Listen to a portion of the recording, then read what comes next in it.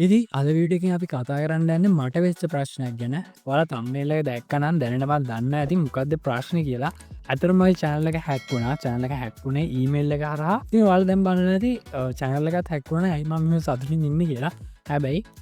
එතන හොඳම කාරණ තවා ම චැනල්ල එකයත් විකව කරගත්ත ටෙක්නීසියන් කෙනෙක්ගේ එහමනත්තම් ස්පෙසිලිස් කෙනෙගේ සපොට්ටන් නැතුව අපි කතා කරම මගේ චැනල්ලෙක් කොමද හැක්වුණේ සහ චැනල්ලක හැක්වෙන් මනවාගේ දේවල්ද බලපෑයි ඒත් එක්ම කොහමද මම චැනලක රිකව කරගත්තේ සහ